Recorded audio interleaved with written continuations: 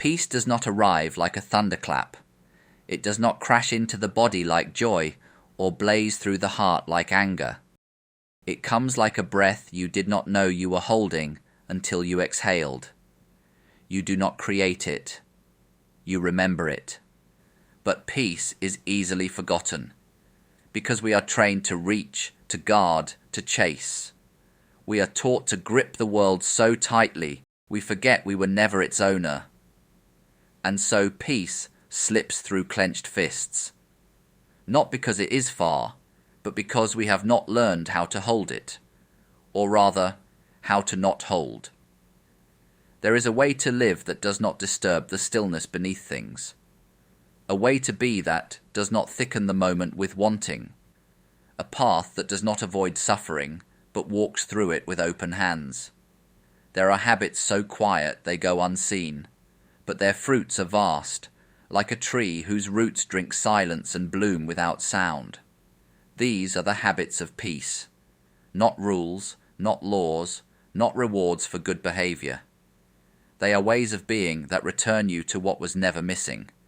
Not something to become, but something to uncover. Let us begin. Habit 1. Let the breath lead. A man walks through a forest, not fast, not slow. His steps follow his breath. The leaves crunch beneath his feet. He hears them, but he is not in them. He is here. He does not chase his thoughts. He does not flee his pain. He walks with it. He walks as it. The breath is not a technique. It is not a trick to silence the mind. It is the mind returning to the body. A bell rings in a distant monastery. It rings not to summon, but to return. Return from distraction. Return from thinking. Return from becoming. Return. Breathing in, I calm body and mind. Breathing out, I smile. Dwelling in the present moment, I know this is a wonderful moment. The breath is a gate, not to something greater, but to what is already here. You've lived entire years without noticing a single breath. And now one breath, this one, is the beginning of peace. Let the breath lead. Not your fear, not your past, not your plans.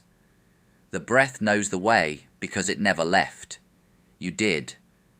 Now, return. Habit 2. Release what you cannot hold. There is a novice in the temple garden. The wind has shaken cherry blossoms to the ground.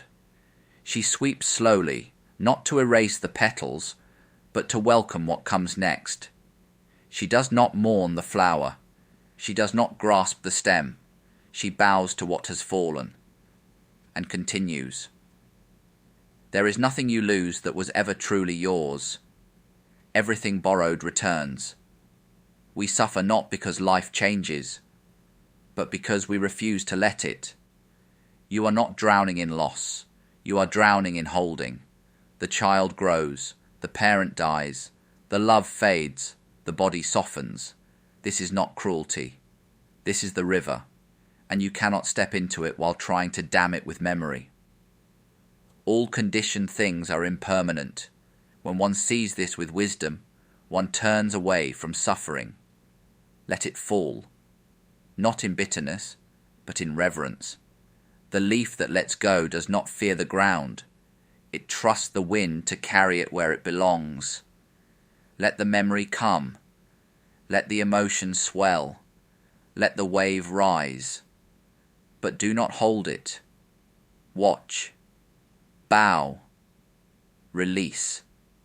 You will not disappear. Only the grasp will. Habit 3. Welcome everything, resist nothing.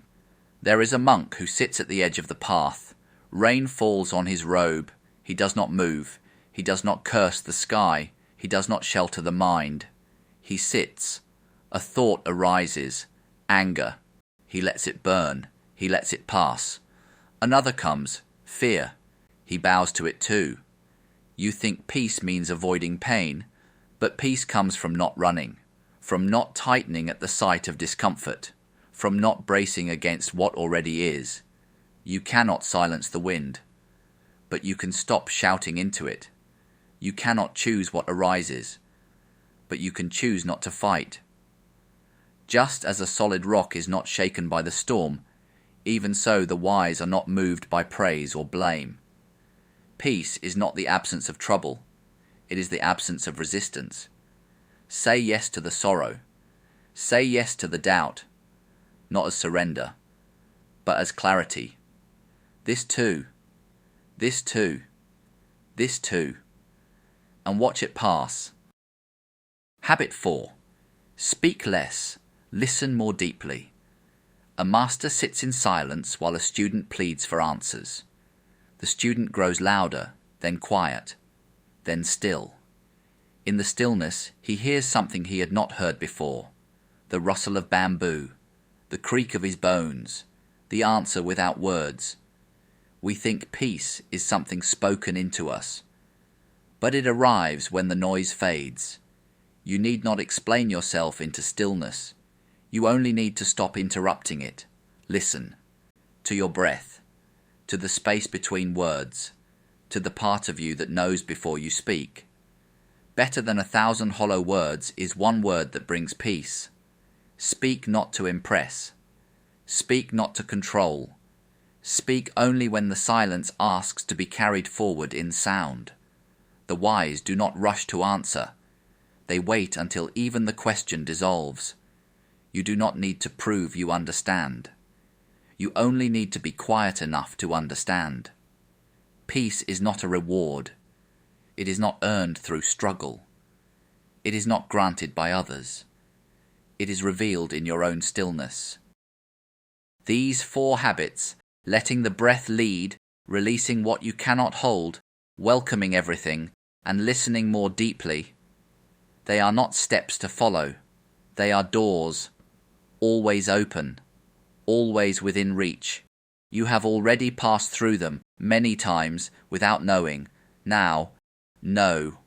The candle flickers low, its wax softens, its light dims.